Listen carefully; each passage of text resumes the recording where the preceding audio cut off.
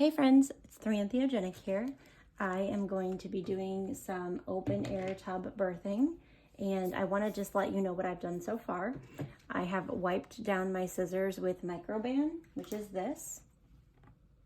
I have laid out a garbage bag. I do this whenever I'm starting a new grow, simply because it creates such a mess. Substrate sticks to everything.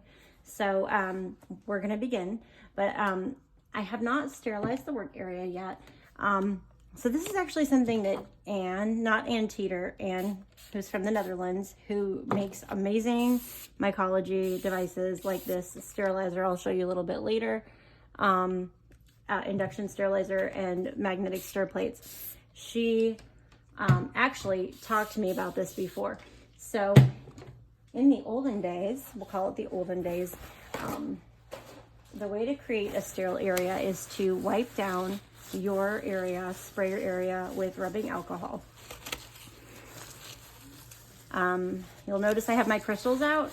I can see what they do, and once activated with my energy, they will create basically a rainbow bubble of light around. So I've got the spiritual protection here for my grows that I'm doing open air. And I've also got some scientific protection. So what I'm gonna do now is I'm going to actually light this little lantern. I got this for $1.25. Ooh, I can't get it open, hold on. I might need Mr. 3G to open this. Oh, I got it, okay. So I'm gonna light this. And now that the alcohol is in the air, this is actually going to create a sterile bubble to work in. So I don't have to use a still air box. I'm just using this flame to keep my area clean. So the first thing that I'm going to do, I'm gonna actually set this over to the side a little bit, is I'm going to take my tubs.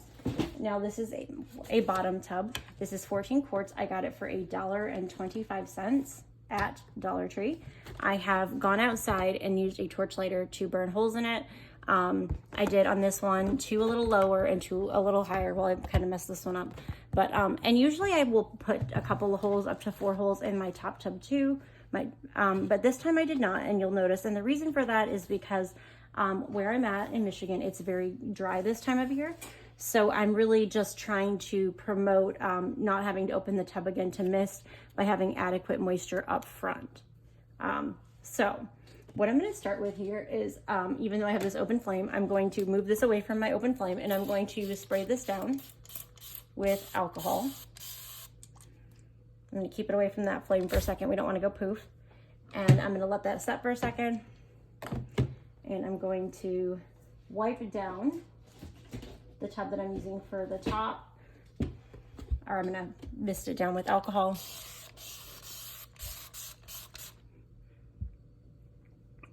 And I'm actually just gonna set this other tub.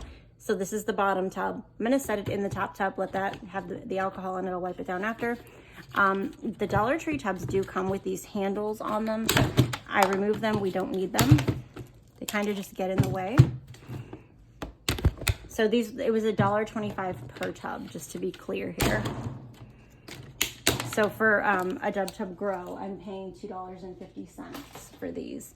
Okay, so the next thing I'm gonna do is get a paper towel. I've got a roll here, and I'm gonna use the inside that was against the roll cleaner to wipe down my tub. I'm not gonna wipe down the tub that's going on top, just the one that I have my holes in right now.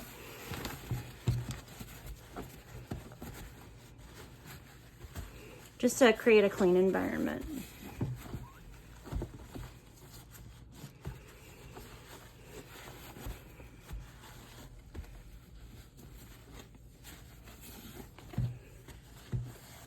All right, so now that is done,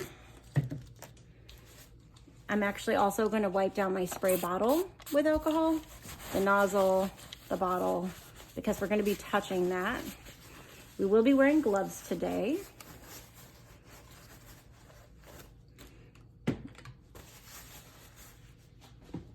So I have my substrate here that I'll be using. I got this from Mycology Simplified. I am actually going to be amending it by adding a little clean pH balanced water that is from a sealed gallon, because I've had this a while and some moisture might have escaped, and I want to just be sure it's moist enough because, again, I have very dry conditions. I'll also be using these tub filters from Micropost, but I'm going to show you a method for if you don't want to buy these, something else you can use. All right, so let's begin. So what I'm going to start by doing is putting on, well, I'm going to put on my gloves, but it's really important if you're using like some pre-prepared substrate, like what I'm using here, and you're birthing more than one tub, that you don't let any of the genetics from your bag of grain get into the bag of substrate. We don't want to mix genetics. If you do, you'll see that it doesn't want to fruit. It's basically going to be the two strains will be fighting. Nobody wins, and especially not you, because you likely won't get mushrooms. So I'm opening the bag. P-Funk sends everything sterilized. I believe I did a Discord video once on making your own substrate. It's very easy. In the coming days, I'll post my recipe that I personally use. Because of time constraints these days, I've had a lot going on. I do buy my green bags and my substrate. So I've got my substrate here. This is the master mix from P-Funk. I have the bags of grain that I buy from him. I prefer the red Milo. We're going to be birthing Zico and Golden Mammoth. So the first thing I'm going to do is put on my gloves here.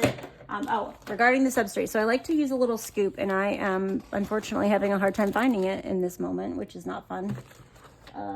Another option, if you don't have I just cleaned one, I don't know what to do with it. Another option that you can do is do one hand for grain, one hand for substrate. That's something that I often do sometimes. If I lost my little scoop. Another thing I like to do is pat down my substrate with a potato masher. I have got that right here. So let's begin. We'll be doing 2 tubs today. I've wiped this down. I've got my open flame going. The first thing I'm gonna do is take this bag of substrate mix that I received, and I'm going to add a little water to it. As soon as I find my scissors, which I just showed you on camera and then sat down somewhere, they're under my gloves. Okay, so I'm gonna actually cut this because I don't need the bag this big. And then I'm going to open it up and I'm going to add some water. The water that I'm gonna be using today, and I just opened this yesterday, is I got this at Walgreens, I believe. It's a 9.5 pH alkaline balanced distilled water. I've had a lot of growing success. I don't see trichoderma doing it this way. It's great. It's really good. I use it in my liquid cultures. I use it when I do need to mist. And I'm just gonna add this water right into the bag because I know that I'm gonna need a lot more moisture than what I've got. And this could be true for a lot. This doesn't mean the substrate is received incorrectly. Moisture evaporates. So sometimes I need to add more moisture. And again, I live in a dead of winter type of environment, and we are very close to that dead of winter.